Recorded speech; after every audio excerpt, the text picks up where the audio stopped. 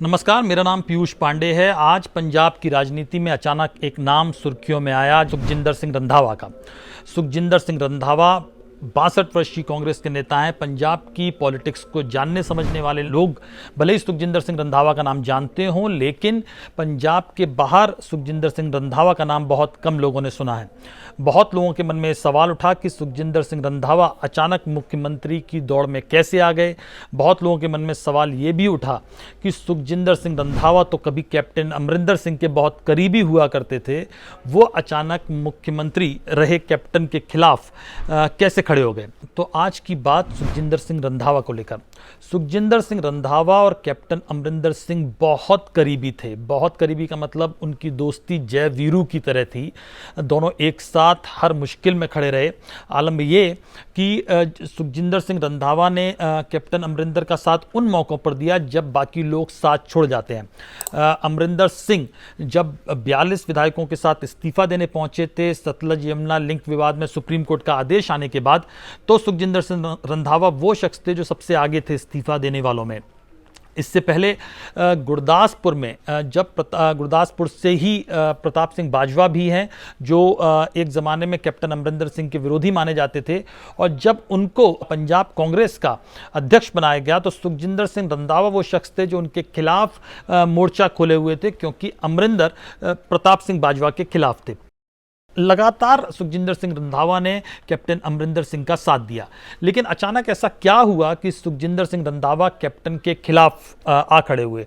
तो दरअसल इस कहानी की नींव में 2017 छिपा है, जब 2017 में कैप्टन अमरिंदर सिंह ने मुख्यमंत्री पद संभाला। उस वक्त हुआ ये कि सुखजिंदर सिंह रंधावा को पूरी उम्मीद थी कि वो विधायक होने के नाते और कैप्टन के करीबी होने के नाते उनको मंत्रिमंडल में शामिल किया जाएगा, लेकिन कैप्टन ने सुखजिंदर सिंह रंधावा को अपने मंत्रिमंडल में शामिल नहीं किया, और ये लगभग 9-10 महीने तक रहा जब सुखजिंदर सिंह रंधावा मंत्रिमंडल में शामिल नहीं किए गए, नहीं हो पाए।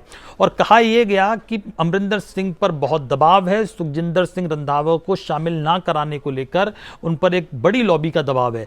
सुखजिंदर सिंह रंधावा को यह बात नागवार गुजरी कि ऐसा अमरिंदर ने अपने दोस्त के साथ क्यों किया। के बाद कहा जाए तो लगभग 9 महीने बाद जब सुखजिंदर सिंह रंधावा को कैबिनेट में शामिल किया गया, तो उन्हें जेल और सहकारिता मंत्रालय दिया गया, जो कि पोर्टफोलियो में लोअर कैटेगरी का माना गया। और सुखजिंदर सिंह रंधावा को लगा कि ये उनके कद और उनकी ज़रूरत, उनकी मांग के हिसाब से ये नहीं है, ये पोर्टफोलियो उनके हिसाब से नहीं है। इससे पहले भी अमरिंदर सिंह से उनकी तल्खी उस वक्त थोड़ी सी सामने आई थी जब गुरदासपुर से ही सुखजिंदर सिंह रंधावा और तृप्त राजेंद्र सिंह बाजवा, जो कि दोनों कैप्टन के साथी थे, उनको लेकर वहां के जो अधिकारी थे उनको ये समझ में नहीं आ रहा था कि हायरकी में किसको रखा जाए, सुखजिंदर सिंह रंधावा को या तृप्त राजेंद्र सिंह बाजवा को। दोनों ही कद्दावर नेता थे, गुरदासपुर के कैप्टन के करीबी थे, लेकिन अधिकारियों को यानी ब्यूरोक्रेसी को ये समझ में नहीं आता था कि किसकी बात को तवज्जो दी जाए, किसकी बात को नहीं तवज्जो दी जाए।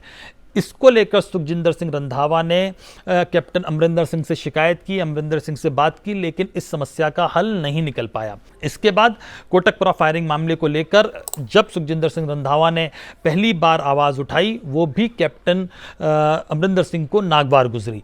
इसके बाद सिद्धू की एंट्री हुई पंजाब की पॉलिटिक्स में। सिद्धू ने सीधे सीधे कैप्टन अमरिंदर सिंह के खिलाफ मोर्चा खोला।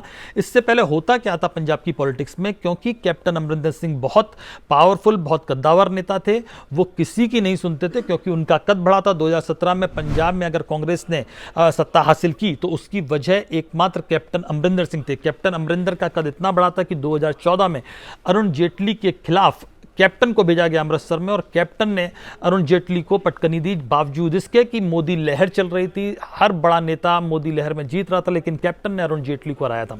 कैप्टन का कद बहुत बड़ा हो चुका था 2017 तक। 2017 में कैप्टन ने अपने बूते कांग्रेस को सत्ता दिलाई थी। वो किसी की खासकर आला कमान की भी नहीं सुन रहे थे, और आला कमान को ये बात अच्छी भी नहीं लगती थी।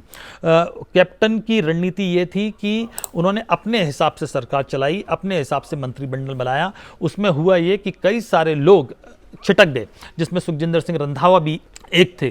कैप्टन की रणनीति में सुखजिंदर सिंह रंधावा शुरू में शामिल नहीं हुए, जिससे वो तल्खी बढ़ी।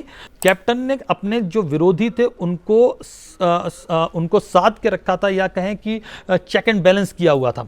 लेकिन जब सिद्धू के आने के बाद कई सारे धड़े उभर कर आए और उसमें कैप्टन अमरिंदर सिंह को घेरने का काम शुरू हुआ, जिसमें सुखजिंदर सिंह रंधावा भी एक शख्स दिखाई दिए। कोटकपुरा फायरिंग हो, ड्रग्स रैकेट हो, ट्रांसपोर्ट को लेकर हो, अकाली दल के नेताओं के खिलाफ कार्रवाई ना करने की बात हो, सुखजिंदर सिंह रंधावा ने लगातार अपनी बात रखी, जो कैप्टन को नागवार गुजरी। और मजे की बात यह है कि सिद्धू के साथ भी सुखजिंदर सिंह रंधावा के बहुत अच्छे संबंध नहीं थे शुरुआत में। 2020 में जब राहुल गांधी ने मोगा में रैली की थी, तो नवजोत सिंह सिद्धू ने सुखजिंदर सिंह रंधावा को बहुत खरी खोटी सुनाई थी, जब वो बार बार मंच से सिद्धू को उतरने के लिए कह रहे थे। सुखजिंदर सिंह रंधावा के हाथ में माइक था, वो मंच का संचालन कर रहे थे। सिद्धू जब बोलने आए तो सुखजिंदर सिंह रंधावा ने लगातार उनको उतरने के लिए कहा, जिसको लेकर सिद्धू बहुत आहत हुए थे, बहुत खरी खोटी सुनाई थी। लेकिन राजनीति में कोई स्थायी दोस्त या दुश्मन नहीं होता। सिद्धू आज सुखजिंदर सिंह रंधावा के दोस्त हैं।